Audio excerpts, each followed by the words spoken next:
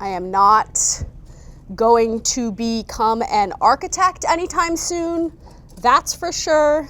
But you know what? I can make some darn good zucchini fries, thanks to this air fryer.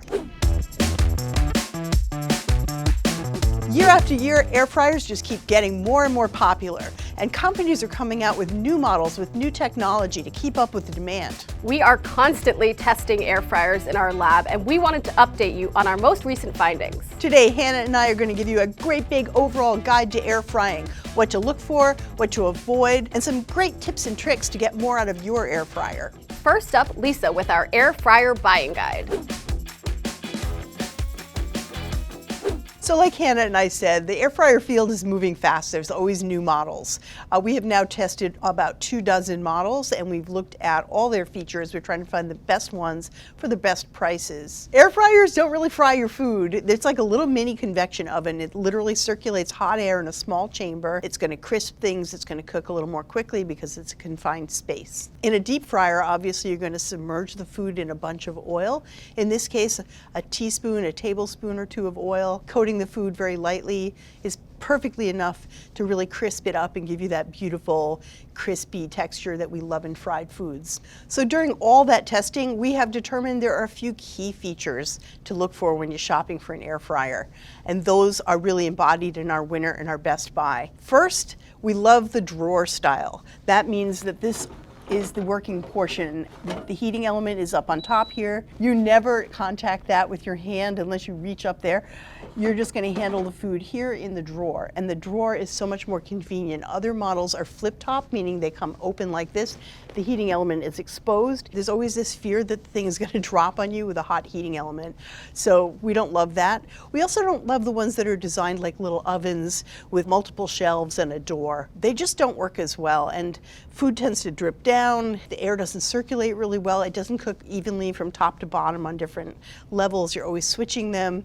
We really love the drawer. The drawer just kind of solves the problem. Second, we do love models that have digital rather than analog controls. In general, we find that digital controls are a little bit easier to use, a little more precise, and just offer a better experience for the user. Another thing that we learned is that a lot of these things call themselves extra large or roomy or whatever, and there's mostly machine and the little drawer is like this big. The ones we really love have plenty of space. Our winner has a 10 by 10 inch basket. We were able to fit a whole 4-pound chicken in there. You can put lots of food. And smaller baskets make the food pile up, so it steams. It takes much longer to brown. You have to spend more time shaking and mixing it and pulling it apart. You just don't get the same results. We also really preferred nonstick interiors. Now, that's a little controversial. Some people are very worried about nonstick.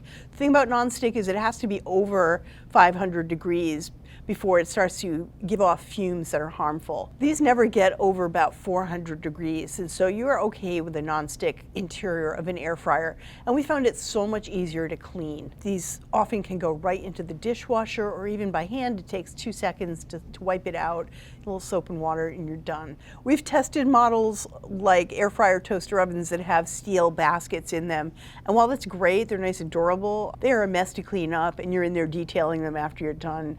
You make your dinner fast, and then your cleanup is longer, so it's a trade-off. We also love it when the timer will pause when you open the drawer. On models that didn't have an auto pause when you open the drawer, you really lose track of where you are in the recipe. You have to reset the timer, you have to try to remember what point it was at when you stopped and how many more minutes you have to go, and you don't want to go there. It's so much easier if it keeps track of that for you. Okay, and some of the models that we tested did not have auto shut off when they were done cooking. That's kind of important because say you're doing something else and that will just keep going and cook everything to death. These will turn off when the timer you set is done. So you're not going to come back and find a bunch of charcoal in a drawer. You're going to find perfectly cooked food. So this is our winner. It's the Instant Vortex Plus 6-quart model. And this has really held up in the test kitchen. We've been using it a ton. It's got everything we love. Intuitive controls that are digital. It's got a huge roomy drawer that is just wide and spacious so that you can get tons of food in there. It's got the nonstick lining. This bottom piece does come out, and it helps the air circulate underneath, and it also just gives you a way to really get it clean. So it's convenient, doesn't hog your whole counter, but it holds more than almost any other air fryer that we've seen in a drawer style. The Best Buy, you give up a couple things, but you do save a bunch of money. The controls are a little bit less intuitive. There's a few more buttons. It's a little harder there's a little bit of a learning curve that we just didn't experience with this one. The drawer, same style, really nice and convenient. The drawer is a little smaller. So it is better if you're not cooking a lot of food. It does give you a little bit less space to spread out and really cook things, but it does a nice job and it cleans up beautifully, just like our winner. Now recently we've scooped in a whole bunch of new models and tested them with some mixed results. First, none of the new models displaced our winner and Best Buy. These have been our winner and Best Buy for about a year, but we did find something that we considered an upgrade pick. It's also by Instant, and the features that it has are kind of neat. It has this window that lets you see the food as it's cooking, which I hate to say it, I love a window. I like to watch food cook, what can I say? It's equally large, it has the same kind of features, a little bit more easy to use even. And one thing about this model that we did find is that sometimes when you're pouring out the food, the little tray at the bottom of the basket, if it's not pushed down, can fall out, and this was solved in the new model. It also has this odor erase function, which is like a charcoal filter that's in there so that the food smells don't go in your house. I don't know.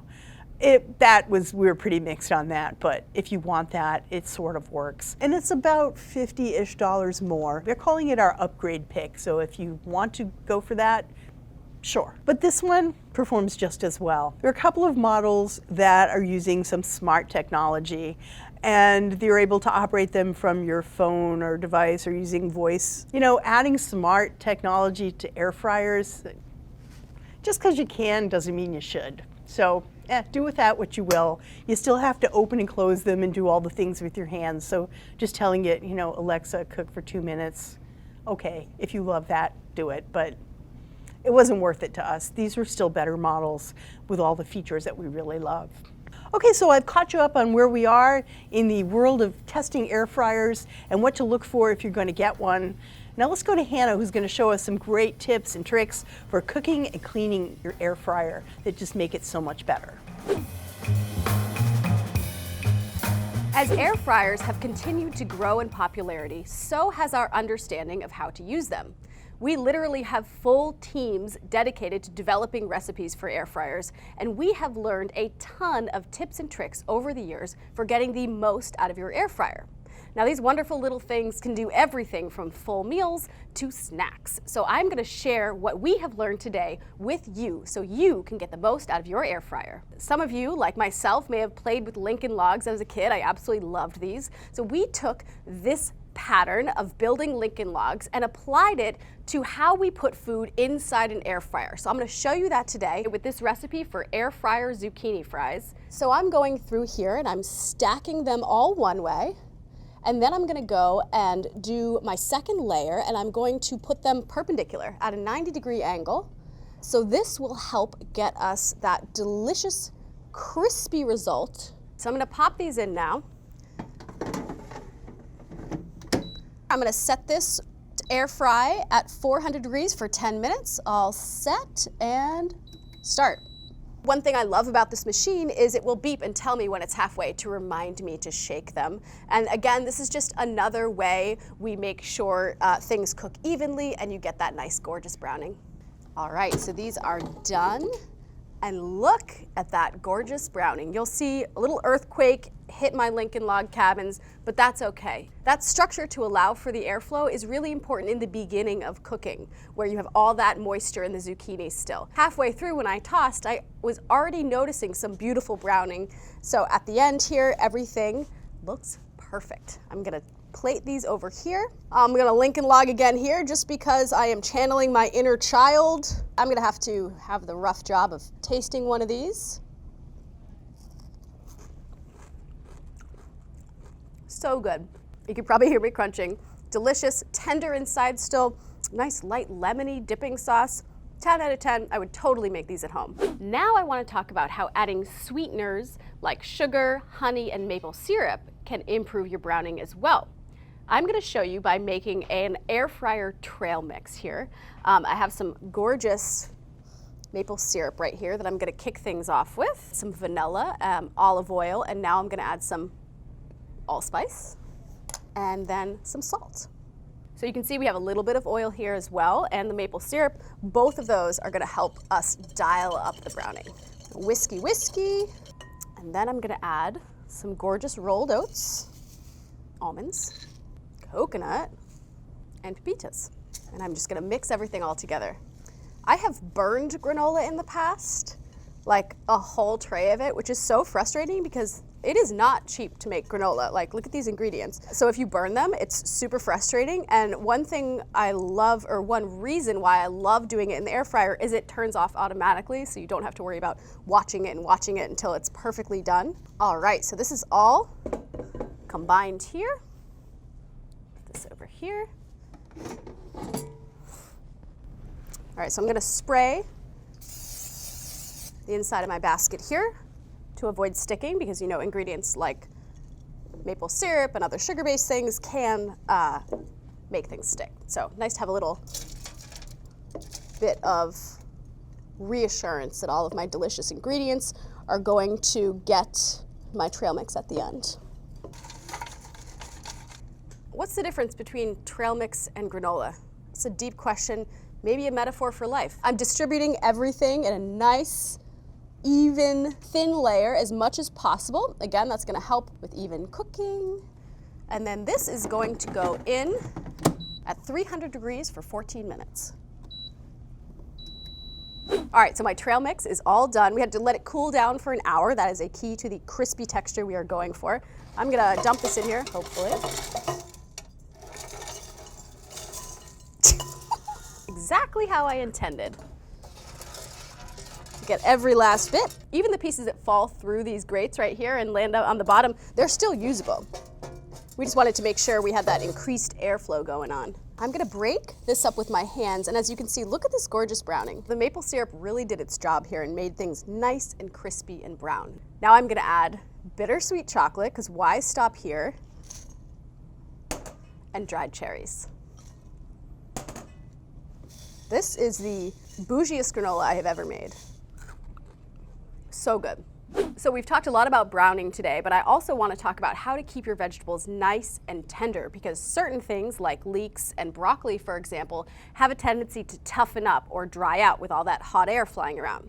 Now we developed a little technique to help with this so you get those beautifully tender vegetables, and it involves boiling water. You pour a little bit of boiling water into your basket and it creates a little steam bath. So you still get nice caramelization, nice browning, but you don't, they don't dry out, they don't get too tough. All right, and then we are gonna add our leeks here in a single layer if possible. They might overlap a little bit. All right, so I've got my leeks in here right now with my hot water.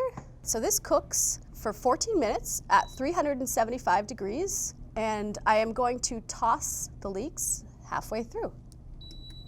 All right, so it's been 14 minutes. I turned the leeks halfway through. Let's check them out. Oh, look how beautiful those are. See, we still got that nice, gorgeous browning, but these are hopefully nice and tender. And you know, you're supposed to plate these all fancy, but I think I'm just gonna go Bugs Bunny style and take a bite and see if our tender trick worked. Genuinely, these are really good. They are very tender. One reason why people love air fryers is they're very easy to clean. Typically, you want to wash the basket with hot soapy water, never immerse the base. That seems pretty obvious, but I do just want to say that. You may get some splatter that comes up from the food, especially if you're cooking, you know, something really fatty, and hits the heating elements. The heating elements are right in here at the top. Typically, it will burn off, but there are times when it won't. You know, if you notice excessive smoking when you're not cooking something that's splattering a lot, you may have a piece of fat or something charred on there. What you can do is unplug your machine, wait till it's all the way cool, turn it upside down, and investigate. See where you see something burned on. You can gently, with like a very mild cleaner, get in there with a rag or a sponge. Avoid using the abrasive side of a sponge. Keep it soft and keep it mild in the cleaning department. And you don't want to get it super wet in there. You know, you just want to sort of spot clean. Another product that has come on the market recently, a tangential product to air fryers, is air fryer liners. And they promise to sit inside the basket to make cleanup even easier or eliminate it altogether. Of course we had to put them to the test, so let's talk about what we found. Some of them were perforated, and this was designed to keep that airflow going. But if it's perforated, guess what also comes through? The mess. So they really didn't save any time at all. We were cleaning the same amount. Also, thick silicone models. These blocked the airflow and did not allow us to get those nice crispy results. So they were also out. We did find two options that we like. So first up, we have a disposable parchment option right here. No perforations, nice and thin, so it contained the mess, but the heat was able to radiate through and we still got those crispy results. It is also nice and big and broad and fit the basket of our winning air fryer perfectly. The high sides contained the mess really, really well, so this is a great option if you are looking for something disposable. We do have a few safety notes here. First of all, you do not want to put this in with the basket empty while the machine is preheating. The fans can blow the paper into the heating element and start a fire. So make sure to always have food in the liner if you're going to be using this in the air fryer.